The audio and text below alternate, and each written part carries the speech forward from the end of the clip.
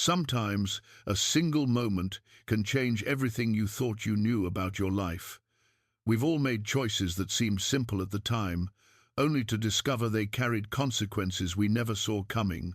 In the dusty boomtown of Larkspur, wealthy rancher Holt McCready made such a choice. On a drunken dare, he pointed to a woman in emerald green at the Gilded Lily Saloon and declared her his bride. That woman was Josephine DeWitt, believed dead by her father, the territorial governor who once controlled these lands. What started as an impulsive wedding uncovered secrets of kidnapping and political conspiracy. Hidden enemies emerged from the shadows. Holt and Josephine discovered they were pawns in a deadly game. But could two unlikely souls change their fate before the past destroyed them? Before we jump back in, tell us where you're tuning in from, and if this story touches you, make sure you're subscribed, because tomorrow I've saved something extra special for you.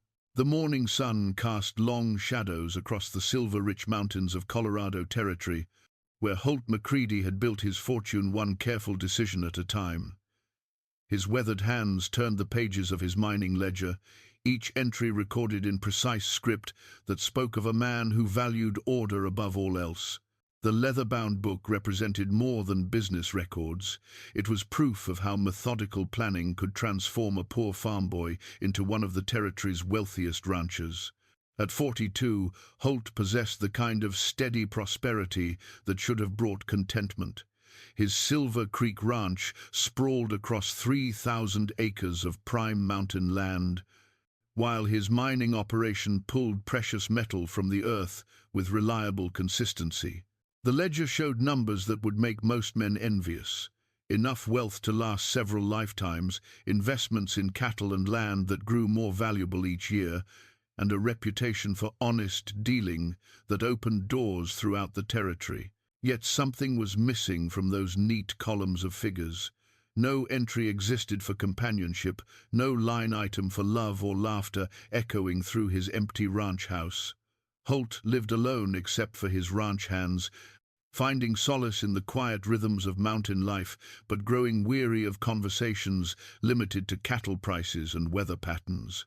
The ranch house itself reflected his practical nature: solid timber construction, functional furniture, and few decorations beyond what served a purpose. His bedroom contained a simple bed, a chest for clothes, and a window that looked out over the mountain peaks. The kitchen held everything needed for basic meals, but lacked the warmth that comes from shared cooking and conversation.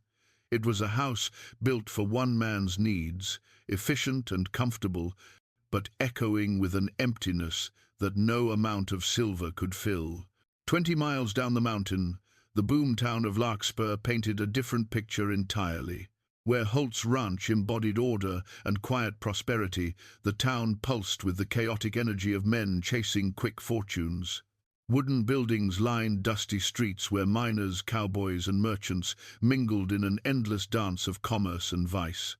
The smell of sawdust, whiskey, and unwashed bodies created an atmosphere that spoke of rough living and rougher justice. The Gilded Lily Saloon stood at the heart of this frontier chaos, its swinging doors admitting a steady stream of men seeking liquid comfort after long days of back-breaking labor. Inside, oil lamps cast flickering light on painted walls, while a piano player provided music that competed with the constant buzz of conversation and the clink of glasses. The air was thick with tobacco smoke and dreams of striking it rich. Behind the bar, serving drinks with practiced efficiency, worked a woman who seemed oddly out of place in such rough surroundings. Josephine DeWitt moved with a grace that spoke of refined upbringing, her emerald green dress cutting a striking figure against the saloon's crude backdrop. At 28, she possessed an intelligence that shone through careful brown eyes, though she took great pains to keep that intelligence hidden beneath the role she played. Few patrons of the Gilded Lily knew that the woman they called Josie had once lived in the territorial capital's finest mansion. Fewer still would have believed that Governor Theodore DeWitt had spent 5 years mourning the daughter he believed murdered by kidnappers. The official story, repeated in newspaper accounts and political circles, told of young Miss Josephine DeWitt's disappearance during a carriage ride, followed by demands for ransom that led nowhere, and a father's heartbreak that shaped territorial politics for years afterward. The truth was far more complex. Josephine had indeed been taken, but her escape had come through courage and allies she'd never expected to find. The decision to remain hidden, to let her father believe her dead, rather than reveal the corruption that reached into the highest levels of territorial government, had been the hardest choice of her life. Yet each day she remained concealed was another day she stayed alive, another day she gathered information about those who'd wanted her silenced. Working at the Gilded Lily provided perfect cover. Who would look for a governor's daughter among the saloon girls of a rough mining town? The role required her to be friendly but not too familiar, attractive but not available, present but not memorable. She'd perfected the art of blending into the background while keeping her ears open for useful information. Her small room above the saloon contained few possessions, but each one was carefully chosen. A worn copy of Shakespeare's sonnets, hidden beneath loose floorboards, a silver locket containing her mother's photograph tucked inside her bodice, and a small Derringer pistol sewn into her dress hem. These items represented the three aspects of her hidden identity: the educated woman, the grieving daughter, and the survivor who'd learned that sometimes a lady must be prepared to defend herself. The political landscape that had shaped both their lives was as rough and unforgiving as the mountain terrain. Colorado Territory in 1882 was a place where vast fortunes could be made or lost on the turn of a card, where territorial positions meant the difference between prosperity and poverty for entire communities. Governor DeWitt had built his career on promises of bringing order to the frontier, but his effectiveness had been compromised by the personal tragedy that haunted his every decision. In the territorial capital, men in expensive suits made deals that affected thousands of lives, while in places like Larkspur, the results of those decisions played out in daily struggles for survival and prosperity. Silver mining rights, cattle grazing permits, and railroad routes were all subject to political influence, creating opportunities for corruption that reached from the governor's mansion to the humblest mining claim. Holt had managed to stay above these political machinations through a combination of careful dealing and geographic isolation.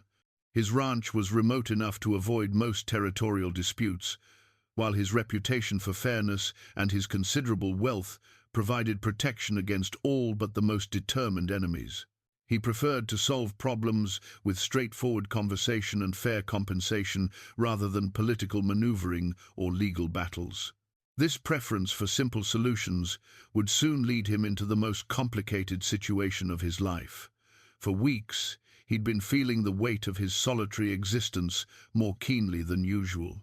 The ledger's neat columns seemed to mock him with their precision, highlighting what couldn't be quantified or purchased: companionship, conversation, and the simple pleasure of sharing his success with someone who understood its value. The ranch hands had noticed their boss's growing restlessness. Tom Bradley, his foreman for 8 years, had watched Holt stare off at the mountains with an expression that spoke of longing for something beyond the horizon. Man needs more than cattle and silver to make a complete life. Tom had observed to the other hands, though he was careful never to voice such opinions directly to his employer. As autumn painted the mountain aspens in brilliant gold, Holt found himself making increasingly frequent trips to Larkspur.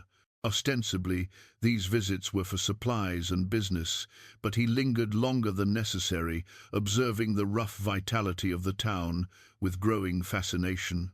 The chaos that had once seemed distasteful now appeared energetic and alive in ways his ordered ranch life was not. On a particularly clear October evening, as the first snow dusted the high peaks, Holt made a decision that would change everything. Instead of returning directly to the ranch after concluding his business at the assay office, he turned his horse toward the Gilded Lily Saloon. The sound of music and laughter spilling into the street seemed to promise something his empty ranch house could not provide. He had no way of knowing that inside the saloon, a woman in emerald green was serving drinks while listening carefully to conversations that might someday help her understand why powerful men had wanted her dead. Josephine had learned patience during her years in hiding, but she too felt the weight of isolation, the burden of living a life that wasn't truly her own. Neither could have predicted that a simple evening's entertainment would set in motion events that would shake the very foundations of territorial politics. As Holt pushed through the saloon's swinging doors, stepping from the quiet mountain night into the warm chaos within, fate began to weave a pattern that would test everything both of them thought they knew about love, loyalty, and the price of truth. The stage was set for an encounter that would prove some choices, however impulsive they might seem, carry the power to reshape not just individual lives, but the very landscape of power itself. The Gilded Lily Saloon buzzed with its usual Friday night energy as Holt McCready pushed through the batwing doors, the familiar sense of whiskey and tobacco smoke washing over him. Piano music competed with the rumble of conversation and the occasional burst of laughter from the card tables. He'd visited the saloon perhaps a dozen times over the past few months, always sitting alone at the bar, nursing a single whiskey while observing the rough camaraderie he'd never quite learned to join. Tonight felt different somehow. Maybe it was the way the lamplight seemed warmer, or perhaps the fact that 3 other successful ranchers had already hailed him from a corner table. Jake Morrison, who ran cattle on the east slope, raised his glass in greeting. "Holt, come join us before we drink all the good stuff." For once, instead of politely declining, Holt found himself walking over to their table. The men welcomed him with the easy fellowship of successful peers, and soon he was drawn into discussions of cattle prices, winter preparations, and the territorial legislature's latest schemes. The whiskey flowed more freely than usual, and Holt discovered that conversation came easier when shared among men who understood the challenges of building something lasting in unforgiving country. "You know what your problem is, McCready," declared Bill Harrison, a bear of a man who owned the largest spread in the valley. His words were slightly slurred, but his eyes held the calculating gleam of someone who'd made his fortune by reading people correctly. "You're too damned careful, always thinking everything through, weighing every decision like it was made of silver." The other men laughed, but not unkindly. They respected Holt's success, even if they didn't always understand his methods. Tom Brennan, youngest of the group at 35, leaned forward with the enthusiasm of someone who'd had just enough to drink to feel philosophical. "Bill's right, you know. Sometimes a man's got to take a chance, make a move without thinking it to death." "Easy words from men with wives waiting at home," Holt replied, though without bitterness. "Some of us haven't been blessed with such companionship." "Blessed? Hell," Jake snorted. "More like brave enough to take a chance. You think any of us knew for certain our wives were the right choice? Sometimes you just got to trust your gut and see what happens." The conversation might have ended there, just another evening's philosophical discussion fueled by good whiskey and male bonding. But Bill Harrison, emboldened by alcohol and the kind of mischief that successful men sometimes use to test each other, decided to push the matter further. "I'll tell you what, Holt," he said, his voice carrying across the table with the weight of a challenge. "You're always so careful, always planning every move. How about we see if you've got any spontaneity left in that calculating brain of yours?" "What did you have in mind?" Holt asked, though something in Bill's tone suggested he might regret the question. Bill grinned and pulled a silver dollar from his vest pocket. "Simple proposition. I flip this coin, and if it comes up heads, you walk up to that bar and propose to the first woman who catches your eye. No thinking, no planning, just pure gut instinct." The table fell silent for a moment as the implications sank in. Tom Brennan whistled low. "That's a hell of a dare, Bill." "And if it comes up tails?" Holt asked, surprised to find himself considering the proposition. "Then you buy the next round and we never speak of it again," Bill replied. "But if it's heads, you pick a woman and ask her to marry you, right here, right now." Jake leaned back in his chair, studying Holt's face. "You don't have to do this, you know. Bill's just had too much whiskey and too little sense." But something in Holt stirred at the challenge. Maybe it was the whiskey, or perhaps the accumulated weight of too many careful decisions and solitary evenings. For once in his methodical life, the idea of acting purely on instinct held a strange appeal. "And if she says yes, then you follow through like a man," Bill said simply. "No backing out, no second-guessing. One flip, one choice, one chance to see what happens when Holt McCready stops calculating the odds." The coin lay in Bill's palm, catching the lamplight. Around them, the saloon's noise seemed to fade as the moment stretched taut with possibility. Holt looked around the room, taking in the various women who worked the floor, serving drinks and providing companionship to the miners and cowboys. Most were friendly enough, but worn down by frontier life and the demands of their profession. Then his eyes fell on the woman in emerald green. She moved behind the bar with an efficiency that spoke of competence, but there was something in her bearing that set her apart from the others. Where most of the saloon girls carried themselves with either hard-edged toughness or weary resignation, this one possessed a dignity that seemed almost out of place. Her dark hair was pinned back neatly, and when she turned to serve a customer, Holt caught a glimpse of intelligent brown eyes that seemed to take in everything while revealing nothing. "Reckon I know which one caught your attention," Tom observed quietly. "That's Josie. Been working here about 2 years, keeps to herself mostly. Good woman from what I hear, but not the type to be trifled with." Bill hefted the coin, his eyes gleaming with alcohol and mischief. "So, what's it to be, Holt? Ready to let fate make a decision for once?" Holt found himself nodding before his rational mind could intervene. "Flip it." The coin spun through the smoky air, catching flashes of lamplight as it rose and fell. Time seemed suspended as it landed in Bill's palm, his hand quickly covering it before anyone could see the result. The 4 men leaned forward, and even some nearby patrons had noticed something was happening. Bill lifted his hand with theatrical flair. Heads. For a moment nobody spoke. Then Jake let out a low chuckle. "Well, I'll be damned. Fate's made your choice for you." Holt stared at the coin, feeling something shift inside him. All his careful planning, all his methodical decision-making, and here he was about to take the most important gamble of his life based on the flip of a silver dollar.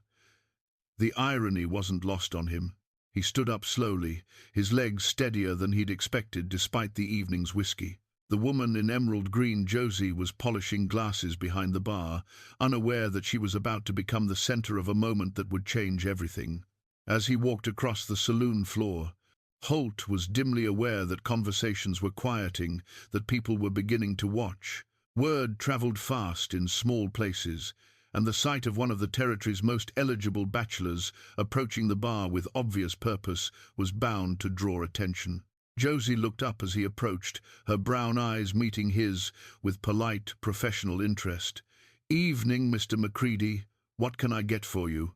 She knew his name, he realized, though he couldn't recall introducing himself on his previous visits.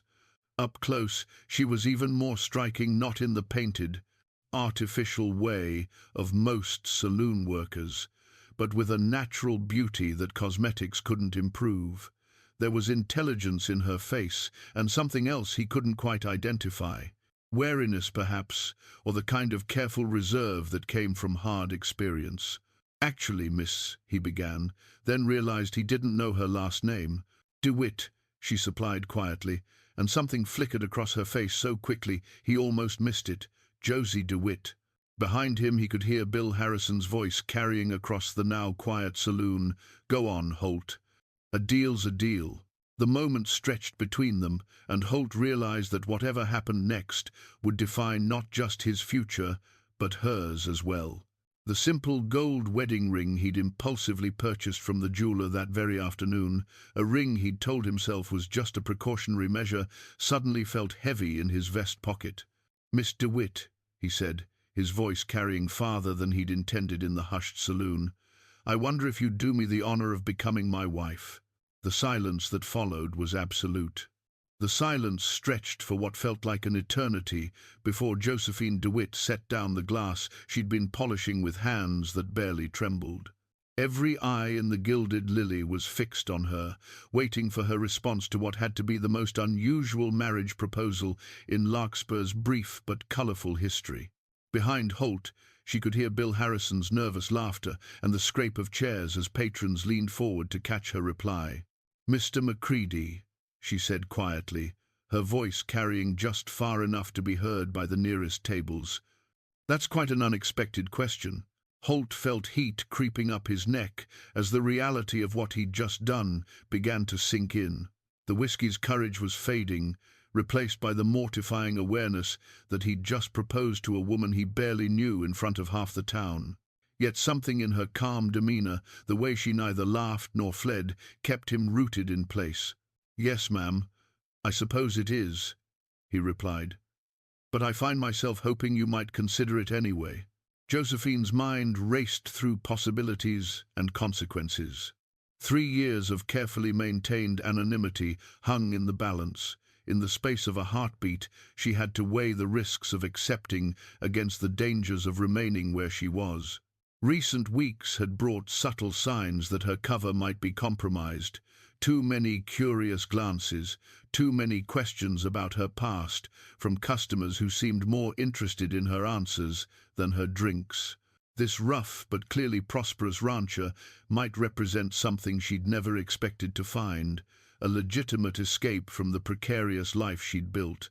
More than that, something in his steady grey eyes suggested the kind of honourable character that had become rare in her experience. "I accept," she said simply, and the saloon erupted in cheers and applause. What followed passed in a blur of noise and movement. Someone fetched the travelling preacher who'd been drinking at the corner table, while others volunteered as witnesses. Bill Harrison, delighted with the success of his dare, insisted on buying drinks for the house. The ceremony itself was brief and somewhat chaotic, conducted over the sounds of celebration and punctuated by good-natured advice shouted from the crowd. When Holt slipped the simple gold ring onto her finger, Josephine felt a complex mix of emotions. The weight of the band was nothing compared to the weight of deception she carried. This good man was marrying someone he believed to be a simple saloon worker named Josie DeWitt, unaware that his new bride was the supposedly dead daughter of the territorial governor. The hidden locket containing her father's photograph pressed against her chest like a guilty secret. Inside was the image of Governor Theodore DeWitt, taken during happier times when she'd been his cherished daughter rather than a ghost haunting the frontier. That locket, carefully concealed beneath her dress, represented everything she'd lost and everything she couldn't reveal, not yet, perhaps not ever. As the crowd began to thin and the initial excitement faded, reality set in for both of them.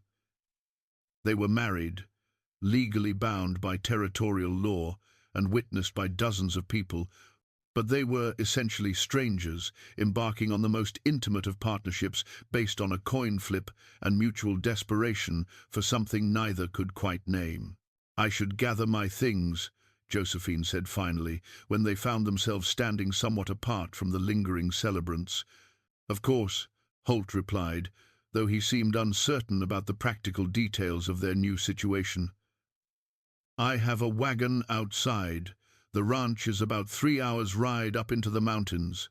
As Josephine climbed the narrow stairs to her small room above the saloon, she tried to process the magnitude of what she'd just done. Her few possessions fit easily into a single carpet bag: the carefully hidden book of Shakespeare's sonnets, a spare dress, undergarments, and personal necessities. She strapped the small derringer to her thigh beneath her skirts, a precaution that had become second nature during her years in hiding. The locket she wore remained around her neck, its chain hidden beneath the high collar of her travelling dress. Whatever else happened, she couldn't bear to be completely separated from the last tangible connection to her former life. Downstairs, Holt waited by the bar, soberly contemplating what he'd committed himself to.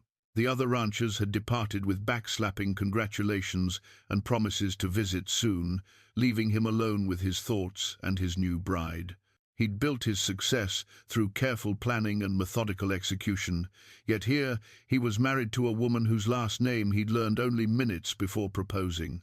The ride to Silver Creek Ranch passed mostly in silence, both of them lost in their own thoughts as the wagon climbed through mountain passes silvered by moonlight. Occasionally Holt would point out a landmark or explain some feature of the terrain, while Josephine offered polite responses that revealed little about her thoughts or background. "The ranch house isn't fancy," Holt said, as they approached his property, suddenly conscious that his utilitarian approach to home decoration might seem stark to a woman. "I've always focused more on function than appearance." "I'm sure it's fine," Josephine replied, though she wondered what she'd gotten herself into. The darkness made it impossible to see much detail, but the sense of isolation was unmistakable. For someone who'd spent 3 years surrounded by the constant activity of a boomtown, the mountain silence felt profound and slightly unsettling. The house, when they reached it, proved to be larger than she'd expected, a solid 2-story structure built from local timber with a wide front porch and several outbuildings visible in the moonlight. It spoke of prosperity and permanence, qualities that had been missing from her life for far too long. Inside, Holt lit oil lamps to reveal rooms that were indeed functional, rather than decorative, but clean and comfortable. The furniture was well made but sparse, chosen for durability rather than style. It was clearly a bachelor's establishment, efficient but lacking the feminine touches that made a house feel like a home. "I can take the spare room," Holt said awkwardly as they stood in the main hallway. That is. I don't want you to feel—" "Thank you," Josephine said quietly, grateful for his consideration. That would be appropriate, at least for now. As she settled into the guest bedroom, surrounded by the unfamiliar sounds of a mountain night, Josephine allowed herself to hope that perhaps her gamble had paid off. Holt McCready seemed to be exactly what he appeared, a successful, honorable man who'd acted impulsively but without malice. If she could maintain her carefully constructed identity, this marriage might provide the security and legitimacy she'd never dared hope for. Outside, mountain winds whispered through the pines, carrying scents of snow and pine resin that would soon become as familiar as the sounds of Larkspur's busy streets had been. Neither bride nor groom slept much that first night, both wondering what they'd committed themselves to and whether morning light would bring regret or possibility. The first week of marriage passed with the careful politeness of strangers learning to share the same space. Holt maintained his usual ranch routines, rising before dawn to check on cattle and oversee mining operations, while Josephine explored her new environment with the cautious curiosity of someone still uncertain about her welcome. She surprised everyone, including herself, by adapting quickly to ranch life. The domestic skills she'd learned during her privileged upbringing, combined with the practical knowledge gained during 3 years of self-reliance, served her well in managing the household. Within days, the ranch house began to show feminine touches, curtains in the windows, fresh flowers on the kitchen table, and meals that went beyond Holt's previous diet of beef, beans, and whatever his housekeeper had left in the pantry. "She's got away with horses, that's something to see," Tom Bradley confided to Holt as they watched Josephine work with a particularly spirited mare in the corral. "Most folks are afraid of that one, but your missus just walked right up and started talking to her like they were old friends." Holt had noticed the same thing. Despite her supposed background as a saloon worker, Josephine showed an easy familiarity with horses that spoke of extensive experience. She rode with the confidence of someone who'd spent considerable time in the saddle, and her knowledge of horse care and breeding was surprisingly sophisticated. "Where did you learn so much about horses?" he asked one evening as they sat on the front porch, sharing the comfortable ritual that was becoming their habit after supper. "My father," she replied without thinking, then caught herself. "That is, the man who raised me had a small stable. I helped care for the horses when I was younger." The answer was technically true. Governor DeWitt had maintained one of the finest stables in the territory, but it required careful omission of details that would have revealed too much. These small deceptions were becoming a constant weight, requiring her to edit every story and measure every response. Holt sensed there was more to her background than she was revealing, but he was a patient man accustomed to earning trust gradually. If his new wife had secrets, he reasoned, she would share them when she felt ready. In the meantime, he found himself genuinely enjoying her company and increasingly grateful for the impulse that had brought them together. The ranch hands accepted her with varying degrees of enthusiasm. Tom Bradley, the foreman, appreciated her practical approach to household management and her obvious positive effect on his employer's mood. The younger hands were charmed by her willingness to listen to their stories and patch their torn clothing. Only Jake Miller, the oldest and most suspicious member of the crew, watched her with the wariness of a man who'd learned to question anything that seemed too good to be true.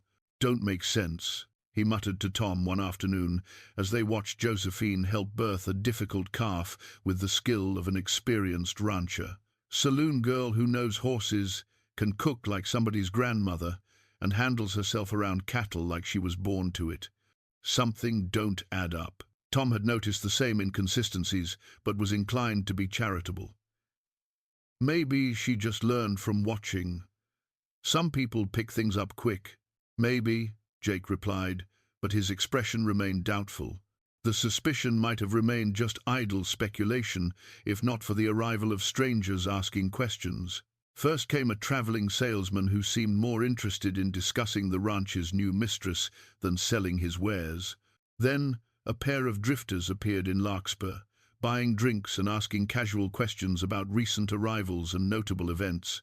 Josephine became aware of the attention gradually, through small signs that might have been dismissed individually but formed a troubling pattern when considered together. The way conversations stopped when she entered the general store, the manner in which certain customers at the Gilded Lily had studied her face with more than casual interest during her final days there, the questions about her background that seemed to probe for information rather than express friendly curiosity.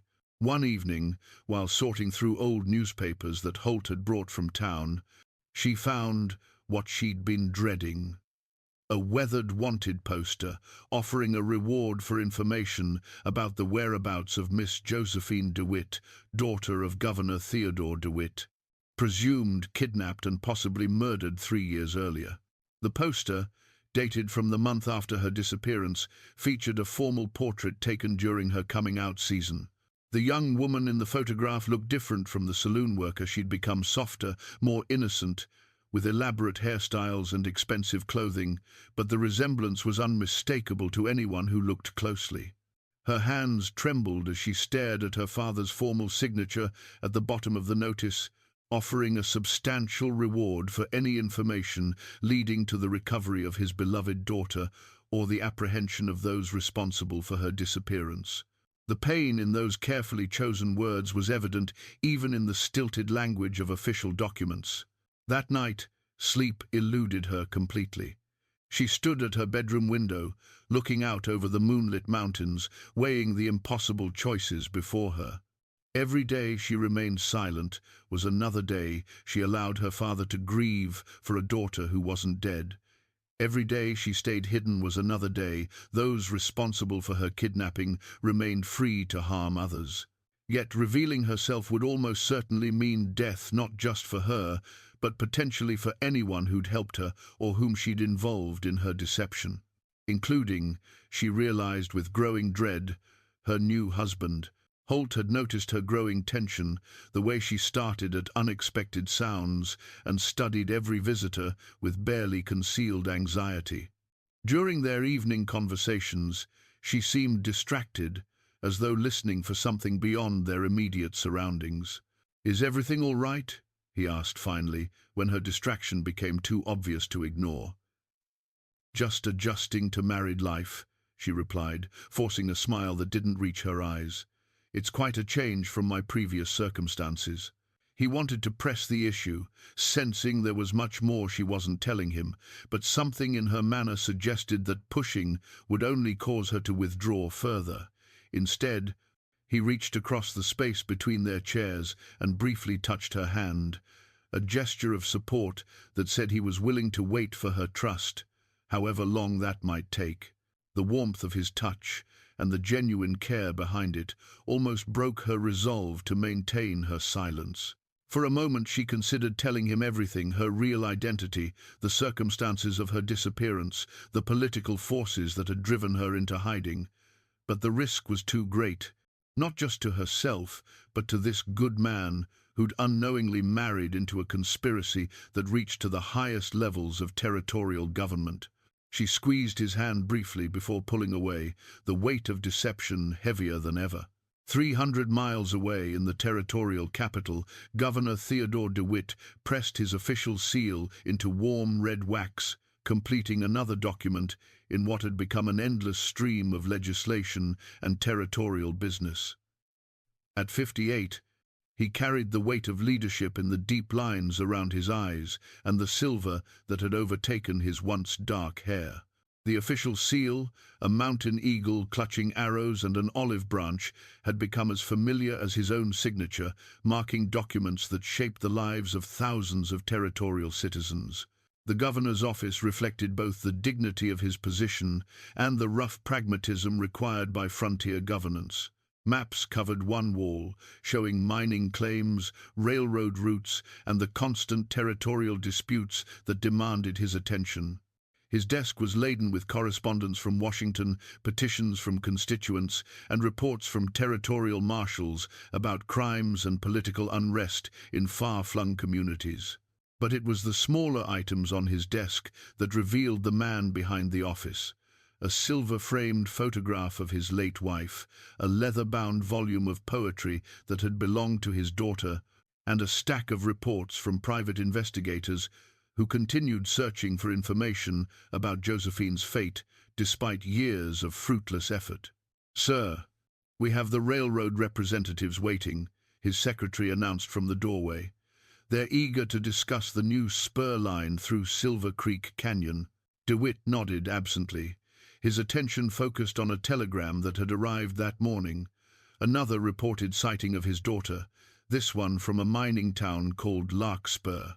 They came regularly well-meaning citizens who thought they'd spotted a young woman matching Josephine's description, hopeful fortune hunters seeking the standing reward, and occasionally cruel hoaxers who seemed to take pleasure in a grieving father's pain. This telegram was different, though. It came from Marshal Henry Walsh, a reliable man whose judgment DeWitt had learned to trust. Recent marriage in Larkspur area raises questions. Woman calling herself DeWitt matches general description. Investigating discreetly. Will report findings. The governor's hands trembled slightly as he set the telegram aside. 3 years of false hopes had taught him to guard against optimism, yet something about this particular report felt different. The name DeWitt was uncommon in territorial records, and the timing seemed significant given recent political developments in that region. Those developments were themselves cause for concern.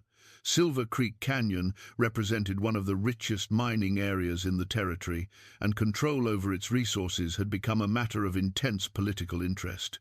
Several influential businessmen had approached him about facilitating land transfers that would consolidate mining rights under more efficient management, but something about their proposals troubled him. Richard Blackwood, leader of the Territorial Business Consortium, had been particularly persistent. A man with interests spanning mining, railroads, and banking, Blackwood possessed the kind of wealth that could fund political campaigns or destroy them. His latest visit had carried undertones that felt more like threats than requests for cooperation. "Governor, you must understand the strategic importance of consolidated development," Blackwood had argued during their most recent meeting. "Individual small-scale operations waste resources and impede progress. The territory's future depends on more sophisticated approaches to resource extraction." What Blackwood hadn't said, but DeWitt understood clearly, was that territorial regulations and individual property rights were obstacles to be overcome rather than protections to be maintained. The businessman's vision of progress seemed to leave little room for the independent operators who'd built their livelihoods through honest effort and personal risk. DeWitt had built his political career on the promise of bringing order to frontier chaos, but he'd learned to distinguish between beneficial order and the kind of control that served only concentrated power. His daughter's disappearance had taught him that corruption could reach into the highest circles, that even those sworn to protect citizens could become instruments of those seeking to exploit them. The investigation into Josephine's kidnapping had revealed disturbing connections between territorial criminals and supposedly legitimate businessmen. Several leads had pointed toward a conspiracy involving land speculation and political manipulation, but key witnesses had disappeared or died under suspicious circumstances before providing definitive proof. Now, as he prepared to meet with railroad representatives who were closely allied with Blackwood's consortium, DeWitt wondered if the telegram from Larkspur might be connected to these larger patterns of corruption. The timing seemed too coincidental. Renewed pressure for land consolidation in Silver Creek Canyon, combined with reports of a woman named DeWitt in precisely the same area. "Send word to Marshal Walsh," he instructed his secretary. "Tell him to proceed with extreme caution, but to investigate thoroughly, and arrange for 2 additional marshals to be assigned to that district. I want reliable men watching the situation." "Yes, sir." "What reason should I give for the additional assignments?" "General territorial security," DeWitt replied. "There's been increased criminal activity in the mining regions." That wasn't entirely false. Reports of claim jumping, intimidation of small operators, and mysterious accidents affecting independent miners had been increasing throughout the territory. What concerned DeWitt was the pattern problems seemed to concentrate in areas where Blackwood's consortium expressed development, interest, and solutions inevitably involved property transfers to larger, more stable operations. As he reviewed the afternoon's agenda, the governor's thoughts kept returning to his daughter. The official story, carefully maintained for public consumption, was that Miss Josephine DeWitt had been kidnapped and presumably murdered by criminals seeking ransom. The truth was more complex and far more dangerous. Josephine had been targeted not randomly, but specifically because her father's investigation into territorial corruption had come too close to exposing powerful interests. Her kidnapping was meant to serve as both distraction and warning, forcing DeWitt to focus on personal tragedy rather than political reform, while demonstrating the price of challenging certain established arrangements. The kidnappers had underestimated both his daughter's resourcefulness and his own determination. While publicly grieving and seemingly distracted by personal loss, DeWitt had continued his investigation through private channels. He'd learned to trust no one completely, to verify information independently, and to proceed with the caution of a man who'd seen how far his enemies were willing to go. If the telegram from Larkspur proved accurate, if his daughter was truly alive and hiding in one of the territory's most contested regions, then the game was about to change dramatically. Those who'd tried to silence him through personal tragedy would discover that Theodore DeWitt was far from defeated. But first, he had to determine whether hope was justified or whether this was simply another cruel deception designed to manipulate a father's grief. Either way, the situation in Silver Creek Canyon was about to receive the governor's complete attention, along with whatever resources he could deploy without alerting those who might seek to harm his daughter again. The official seal caught lamplight as he prepared for the afternoon's meetings, its familiar weight now carrying new significance in what might prove to be the most important political battle of his career. Josephine's hands trembled as she unfolded the letter that had arrived with Holt's regular correspondence from the territorial capital. Her father's familiar handwriting sent waves of memory and longing through her as she read words meant for public consumption but containing the private anguish only she could fully understand. The letter, addressed to territorial officials regarding criminal activity in mining regions, mentioned his ongoing search for his daughter and his determination to see justice served for all territorial citizens. She'd found the correspondence by accident while helping Holt organize business papers, but seeing her father's signature, Theodore DeWitt, Governor, Colorado Territory, felt like receiving a message from another lifetime. The formal language couldn't disguise the pain beneath his carefully chosen words, the grief that had shaped territorial policy for 3 years as he struggled to function as a public servant while mourning as a private man. "My dearest Josie," she whispered in the privacy of their bedroom, imagining the words he might have written if he'd known she was alive. "My precious daughter, who gave meaning to everything I tried to accomplish in this rough country." The memories came flooding back afternoons in his study as he explained the complexities of territorial governance, evening walks around the mansion grounds while he shared his dreams of Colorado statehood, quiet moments when he'd spoken of her mother and the legacy they hoped to build together. Governor DeWitt had been more than a political figure. He'd been a devoted father whose world had crumbled when he'd believed his only child murdered. The kidnapping had happened during her 20th birthday celebration, when she'd been returning from a charitable event in the territorial capital. 3 men had stopped her carriage on a lonely stretch of road, claiming to be territorial marshals with urgent news requiring her immediate attention. By the time she'd realized their credentials were false, it had been too late to escape. The abandoned mining cabin where they'd held her had become her prison for 6 terrifying weeks. Her captors had spoken freely in her presence, apparently unconcerned about witnesses, since they'd planned to kill her once their larger scheme succeeded. Through their careless conversations, she'd learned that her kidnapping was part of a broader conspiracy to control territorial development by manipulating her father's decisions. "The old man's too honest for his own good," she remembered one captor saying, "but grief makes a man more flexible. Once he stops looking for his daughter and starts focusing on preventing future tragedies, he'll be more cooperative with reasonable business propositions." Her escape had come through a combination of desperate courage and unexpected assistance. Samuel Running Bear, a Ute tracker who'd been hired to hunt for her, had discovered the cabin during one of her captors' absences. Instead of reporting her location to territorial authorities, where the information might have reached those who'd arranged her disappearance, he'd helped her flee to safety. "Your father is good man. But even good men have enemies in positions of trust," Samuel had warned as he'd helped her reach a distant mining camp. "Those who took you have long arms and longer memories. Staying dead might keep you breathing."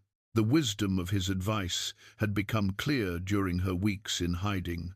News of her supposed death had indeed shifted her father's political focus, making him more willing to compromise on issues that had previously seemed non-negotiable. The territorial business interests that had orchestrated her kidnapping were gradually achieving their goals through his grief-driven acquiescence to policies he would have opposed when thinking clearly.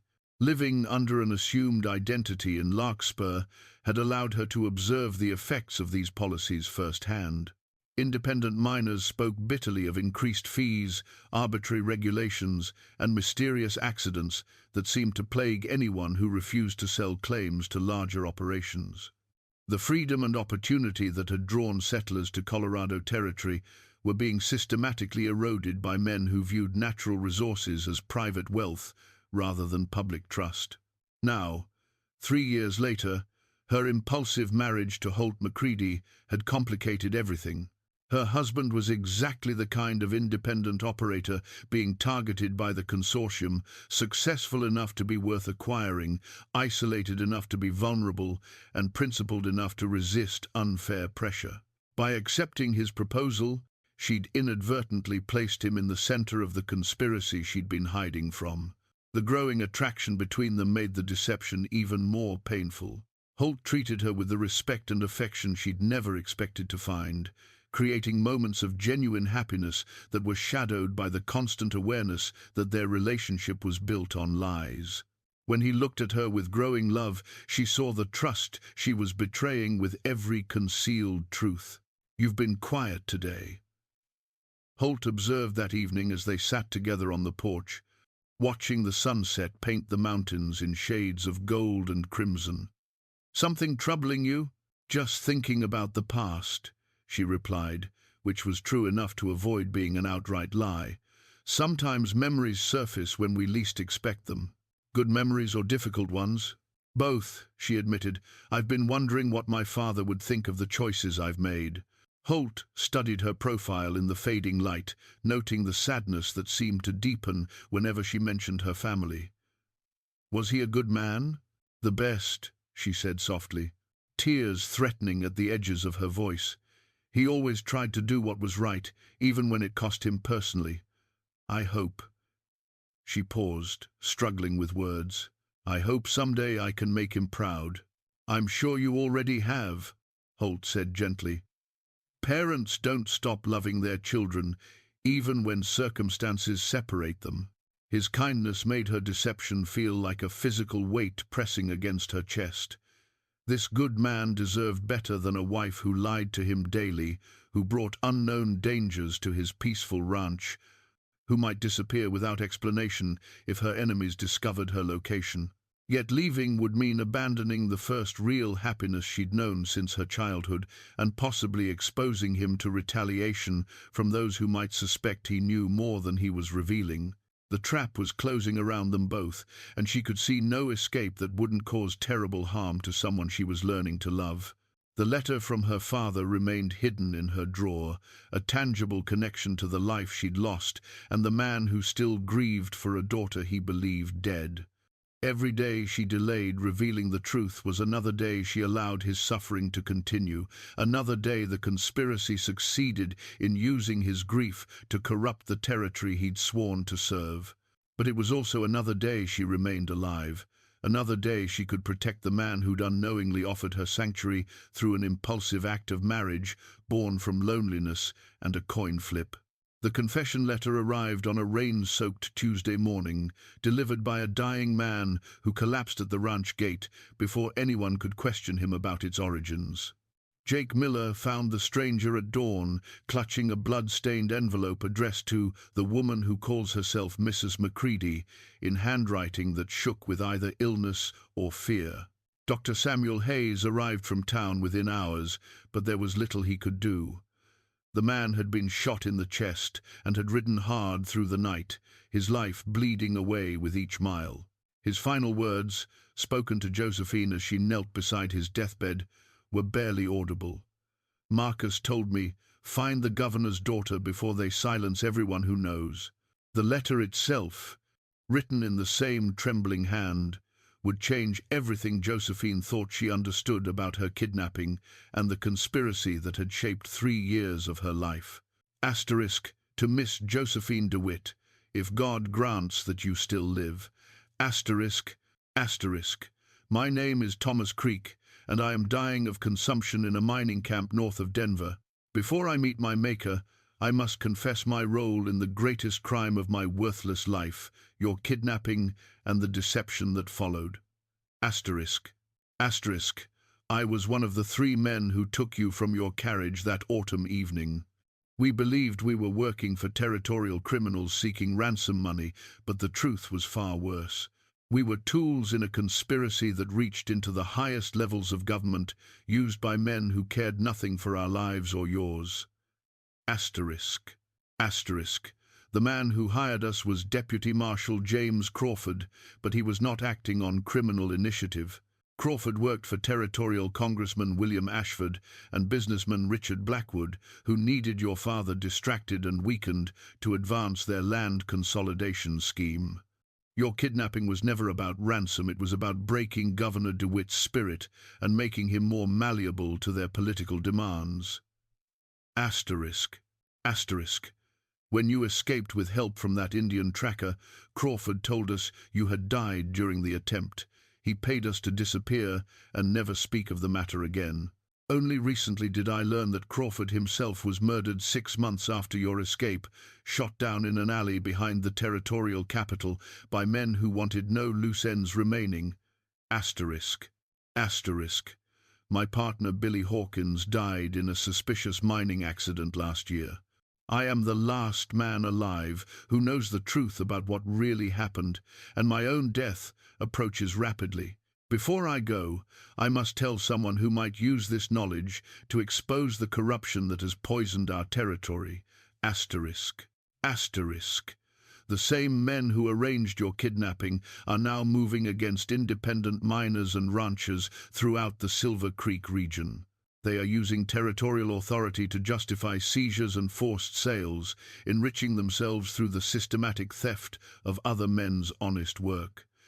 Your father unknowingly advances their interests, believing he is preventing future tragedies like yours by accepting their proposals for enhanced security measures. Asterisk. Asterisk. If you live, Miss DeWitt, you have the power to expose this conspiracy and restore justice to our territory. But beware, these men have killed before and will not hesitate to kill again. They have eyes and ears throughout the territorial government, and trust extends to very few. Asterisk. Asterisk. I pray this letter finds you safe and gives you the weapons needed to fight those who wronged us all. Asterisk.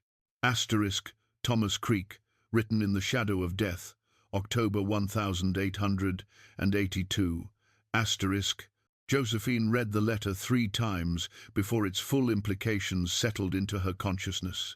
Everything she'd believed about her kidnapping, that it was criminal opportunism targeting her father's wealth, had been wrong. The conspiracy was larger, more systematic, and more dangerous than she'd imagined.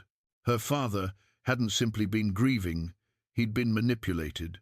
Every policy decision he'd made since her disappearance, every compromise he'd accepted in the name of territorial security, had served the interests of men who'd orchestrated her kidnapping.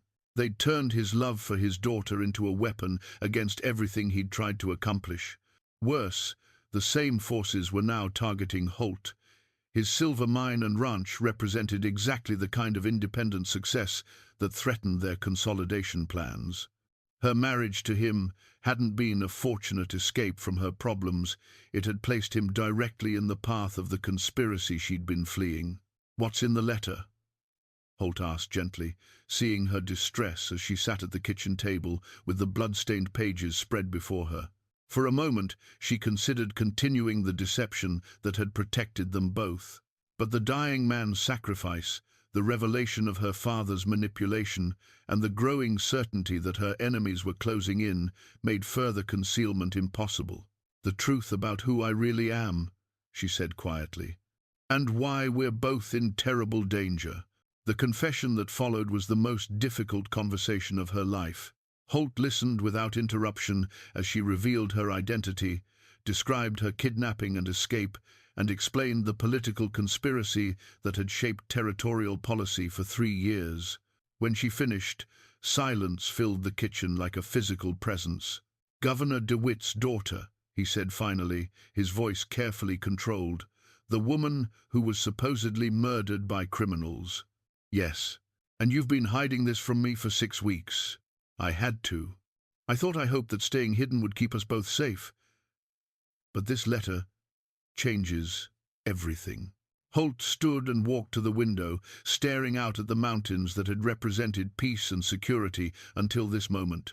His silver mine, his cattle, his carefully built prosperity, all of it was now threatened by forces he'd never imagined when he'd made an impulsive proposal in a frontier saloon.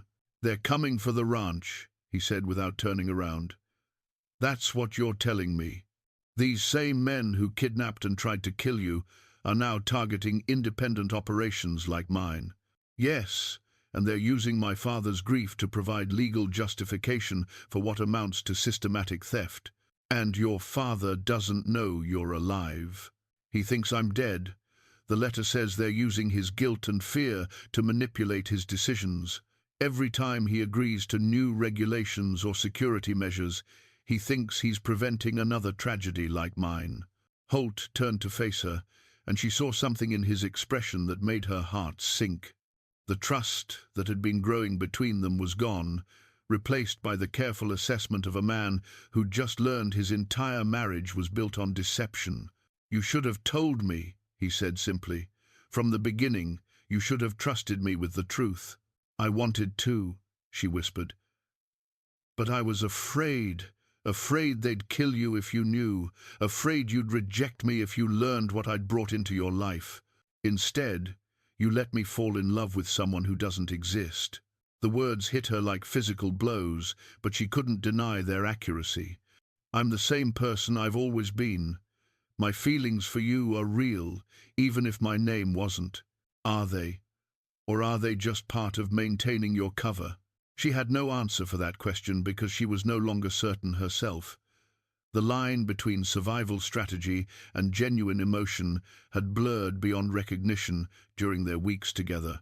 Outside, storm clouds gathered over the mountains, and the first drops of what would become a torrential downpour began to strike the windows.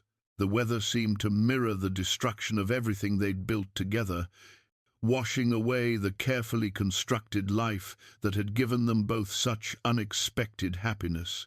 The letter lay on the table between them like evidence of a crime, its revelations having shattered more than just political illusions.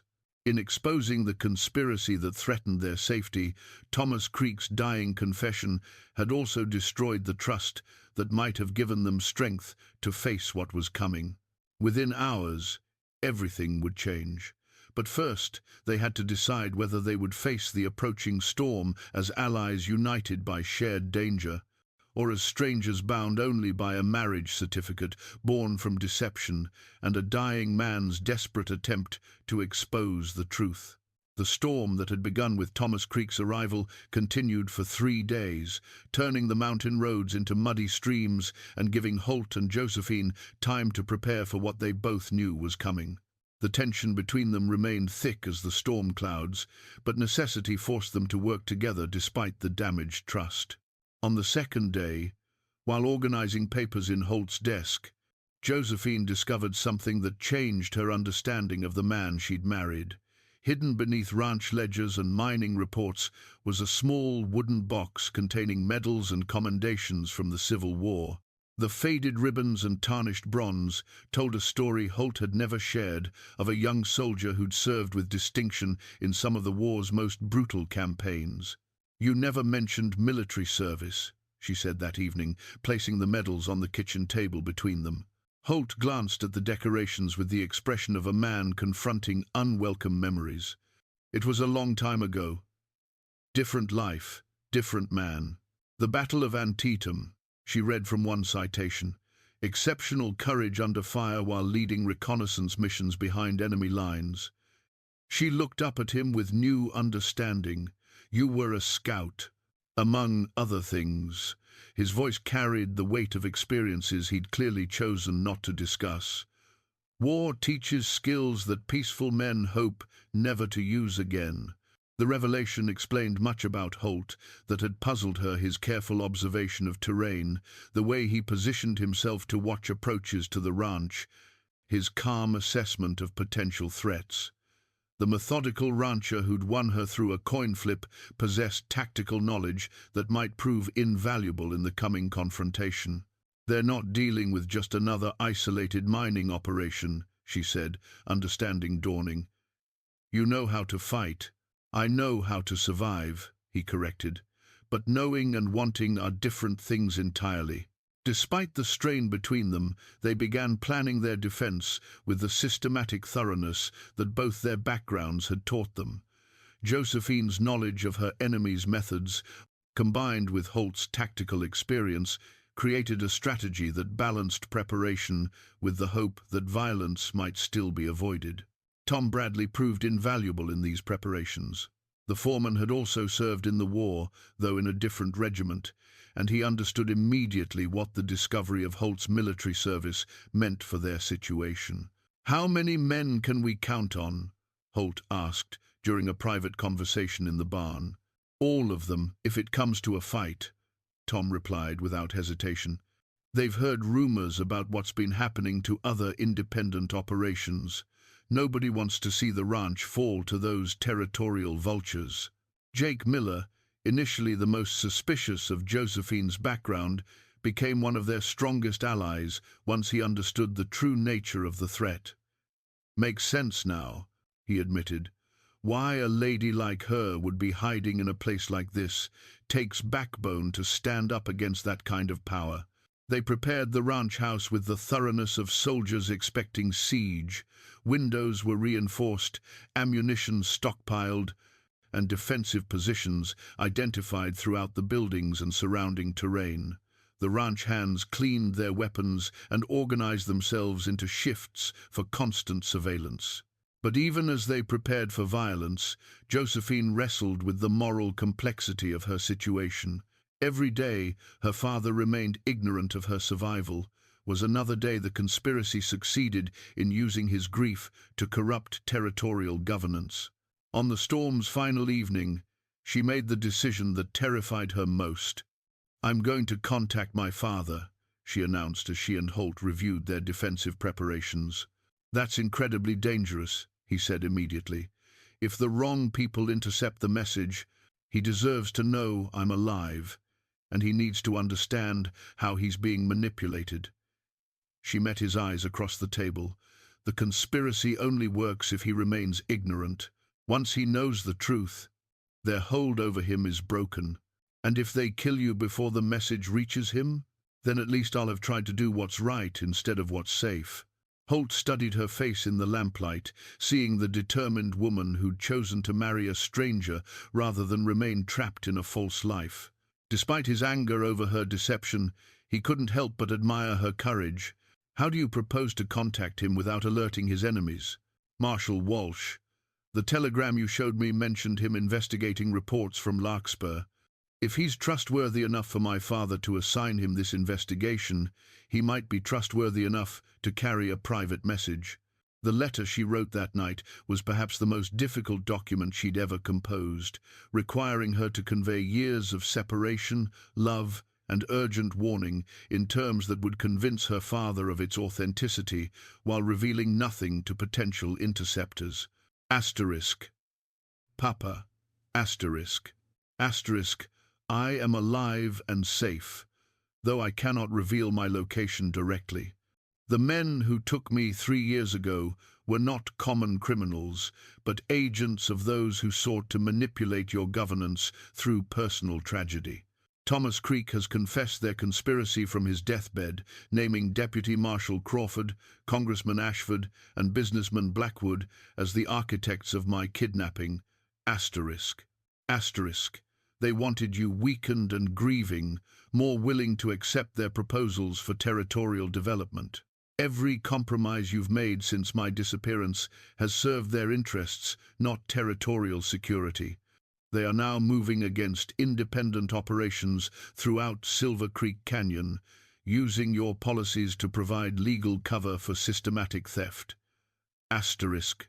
Asterisk. I escaped with help from Samuel Running Bear and have been hiding ever since, but recent events make concealment impossible.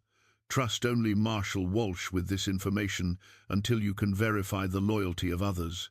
The conspiracy reaches into the highest levels of territorial government. Asterisk. Asterisk.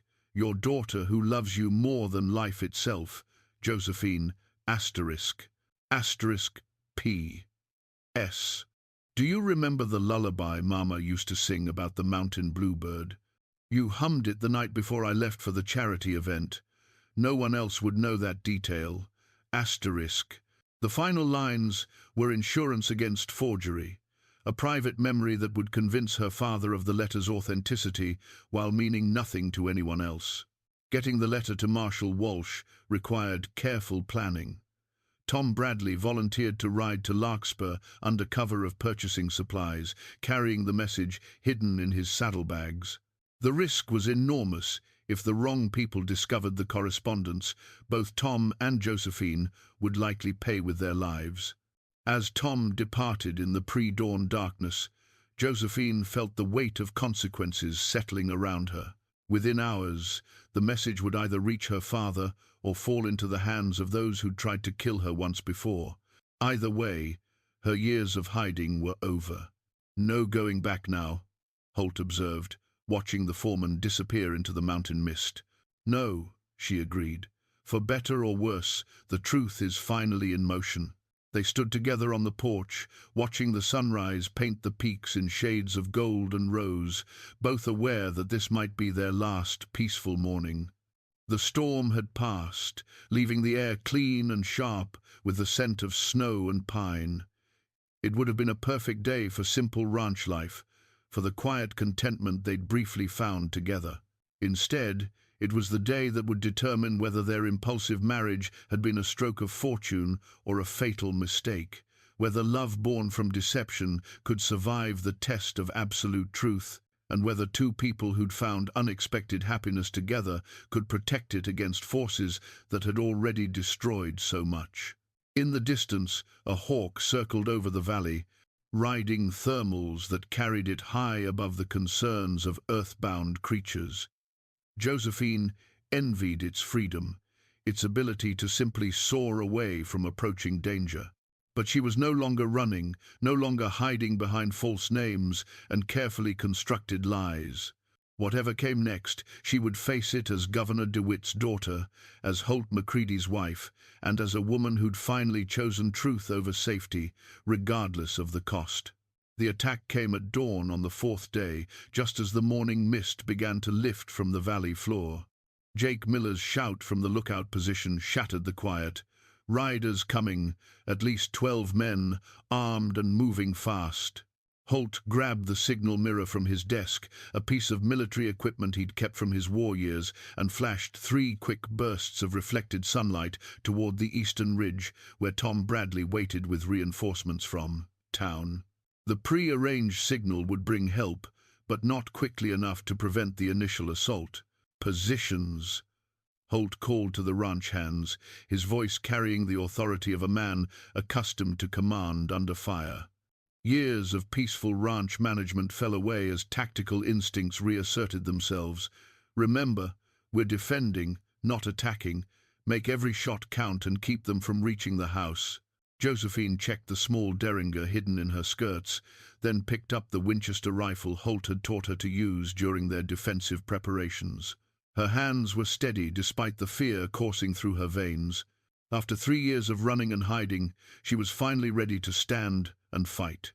The riders approached in a loose formation that spoke of professional experience rather than random violence. These weren't ordinary claim jumpers or territorial desperados. They moved with the disciplined coordination of men accustomed to military action. At their head rode a figure Josephine recognized from her father's political gatherings. Deputy Marshal James Crawford, supposedly dead for over a year according to Thomas Creek's letter, but very much alive and leading the assault on their ranch. "Crawford," she breathed, understanding flooding through her. The confession letter was wrong about his death. He's still alive and still working for them. "The deputy marshal?" Holt asked, raising his rifle to sight on the approaching riders. "The man who arranged my kidnapping. If he's here personally, they're desperate to silence me before my father learns the truth." The first shots came from the attackers as they spread out to surround the ranch buildings. Bullets splintered wood near the windows where Holt and his men had taken defensive positions. The sound of gunfire echoed off the mountain walls, sharp and deadly in the morning air. Jake Miller's rifle cracked from the barn, and one of the attackers tumbled from his horse. The old cowboy's accuracy hadn't diminished with age, and his strategic position gave him clear lines of sight to multiple approaches.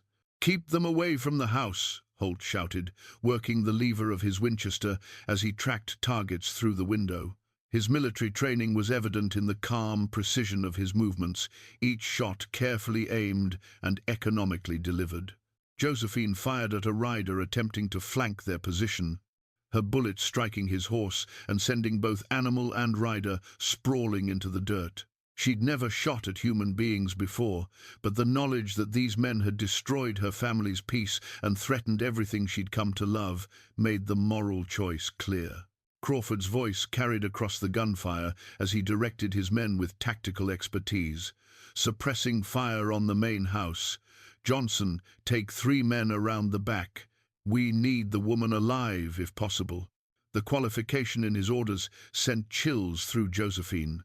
They wanted her alive to discover what she knew and whom she might have told, but their willingness to kill everyone else was evident in the intensity of their attack. The ranch hands fought with the desperate courage of men defending their home and livelihood. Each of them understood that defeat meant more than just personal death. It meant the destruction of everything Holt had built and the triumph of the corruption that was poisoning territorial governance. A bullet shattered the window near Josephine's position, sending glass fragments across the floor. She moved to a different window, maintaining her field of fire while avoiding the concentrated attention her previous position had attracted. From his position in the barn, Jake Miller's voice carried a warning. "They're trying to flank us. 3 riders heading for the back of the house." Holt immediately repositioned 2 of his men to cover the rear approaches while maintaining defensive fire toward the front. The coordination required delicate timing and absolute trust between men who'd worked together for years but never faced life-and-death combat. The signal mirror caught sunlight again as Holt flashed desperate messages toward the eastern ridge. Tom Bradley and the reinforcements from town were their only hope of surviving this assault, but each minute of delay cost precious ammunition and brought Crawford's men closer to overwhelming their defenses. Through the chaos of gunfire and shouting, Josephine heard something that made her heart race with hope, the distant sound of answering rifle fire from the eastern approach.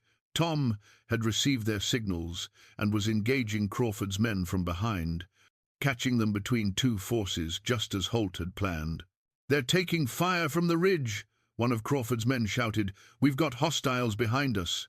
The tide of battle was beginning to shift, but the outcome remained desperately uncertain as gunfire intensified from multiple directions and the mountain morning echoed with the sounds of a conflict that would determine the future of more than just one isolated ranch. The sound of approaching horses from the south brought a new dimension to the battle as Governor Theodore DeWitt himself rode into the valley with Marshal Walsh and 6 territorial marshals. The governor had received Josephine's letter just hours after Tom Bradley delivered it, and his response had been immediate and decisive. "Father," Josephine cried from the window, seeing the familiar figure directing his men with the same authoritative bearing she remembered from her childhood. 3 years of separation vanished in an instant as she recognized the man who'd shaped her understanding of justice and duty. Governor DeWitt's appearance on the battlefield transformed the tactical situation completely. Crawford's men found themselves surrounded, caught between the ranch's defenders, Tom Bradley's reinforcements, and the territorial marshals who represented legitimate law enforcement. "Cease firing," DeWitt's voice carried across the valley with commanding authority. "This is Governor DeWitt with territorial marshals. You are ordered to lay down your weapons." But Crawford, recognizing that capture meant exposure of the entire conspiracy, chose desperate action over surrender. "Keep fighting," he shouted to his remaining men. "We're all dead if they take us alive." The family photograph that Josephine had kept hidden in her belongings seemed to burn against her consciousness as she watched her father dismount and take position with his marshals. The faded image of happier times, father and daughter together in the mansion garden, contrasted sharply with this reunion amid gunfire and violence. Marshal Walsh proved his loyalty by directing his men with precision that spoke of careful planning and absolute trust in the governor's judgment. The marshals moved with professional efficiency, their presence adding legitimate authority to what might otherwise have been dismissed as a private dispute between ranchers and claim jumpers. "Josephine," Governor DeWitt called during a brief lull in the gunfire. "Are you safe?" "Yes, Papa," she replied, her voice breaking with emotion at hearing her father speak her name after 3 years of believing her dead. "I'm here. I'm alive." Crawford's face contorted with rage as he realized his carefully constructed manipulation was crumbling. The governor's reunion with his living daughter would expose years of political deception and criminal conspiracy. His only hope now lay in preventing that exposure through violence. "Take the woman," Crawford ordered his remaining men, whatever the cost.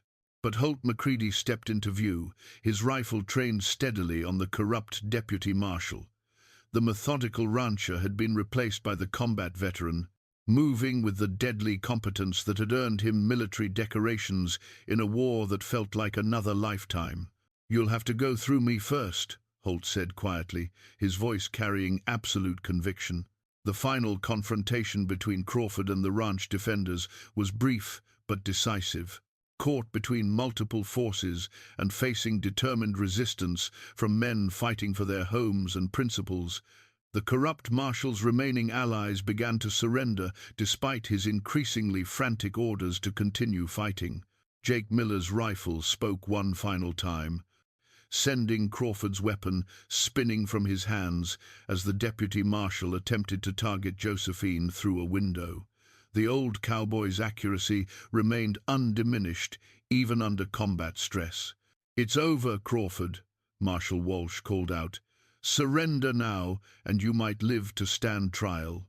But Crawford, understanding that his capture would implicate powerful men who wouldn't hesitate to silence him permanently, chose one last desperate gambit. Drawing a concealed pistol, he aimed not at the marshals or ranch hands, but directly at Governor DeWitt. "If I can't have the daughter's silence, I'll have the father's death," he snarled. Time seemed to slow as multiple weapons swung toward Crawford, but Josephine was closest and fastest. Her derringer appeared in her hand as she stepped through the doorway, placing herself between the corrupt marshal and her father. The two shots came almost simultaneously, Crawford's pistol and Josephine's derringer firing within a heartbeat of each other. But years of hiding and survival had honed her reflexes to deadly precision, while Crawford's desperation made his aim unsteady. Crawford fell backward, clutching his chest, while Josephine remained standing, though visibly shaken by the violence she'd been forced to commit. The conspiracy that had shaped 3 years of territorial politics and personal tragedy was ending in gunsmoke and justice finally served. "Papa," Josephine whispered, as Governor DeWitt reached her, his arms enfolding the daughter he'd mourned for so long. The photograph in her belongings had captured them in peaceful times, but this reunion amid violence and vindication carried deeper meaning about survival, justice, and the unbreakable bonds of family love. Around them, the surviving conspirators were being taken into custody by Marshal Walsh's men, while the ranch hands began assessing damage and casualties. The immediate threat was over, but the larger work of exposing the conspiracy and restoring honest governance to the territory was just beginning. Holt watched the reunion between father and daughter with mixed emotions, relief at their survival, satisfaction at justice served, but uncertainty about what this revelation would mean for the marriage they'd built on deception and an impulsive coin flip in a frontier saloon. 6 months later, the Silver Creek Ranch had become a symbol of honest prosperity restored, its reputation enhanced rather than damaged by the dramatic events that had exposed territorial corruption. The spring sun warmed the mountain meadows, where cattle grazed peacefully, and the mining operation continued to produce silver under legitimate territorial oversight rather than corrupt manipulation. Holt stood in the ranch house parlor, adjusting the collar of his best suit as he prepared for a ceremony he'd never expected to experience twice with the same woman. In his hands, he held a pair of new wedding rings properly chosen this time, not hastily purchased in response to a drunken dare, but selected with care to symbolize the genuine commitment that had grown from their unlikely beginning. Through the window, he could see guests arriving for what the territorial newspapers had dubbed the wedding that saved Colorado.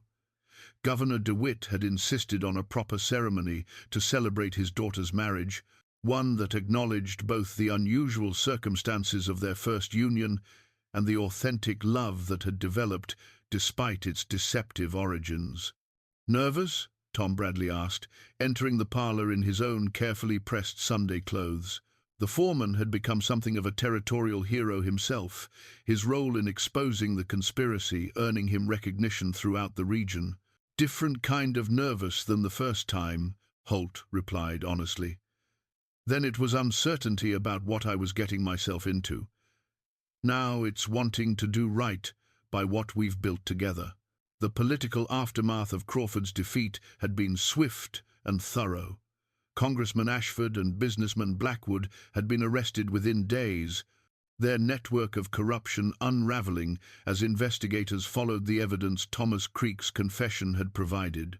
Governor DeWitt's reputation had been restored, his previous policy compromises now understood as the actions of a grieving father manipulated by his daughter's supposed murderers. Josephine appeared in the parlor doorway, and Holt's breath caught at the sight of her in her mother's wedding dress, carefully preserved and altered to fit perfectly. She was no longer the mysterious woman in emerald green who'd caught his eye across a saloon, nor the frightened fugitive who'd hidden her identity from everyone, including the man she'd married.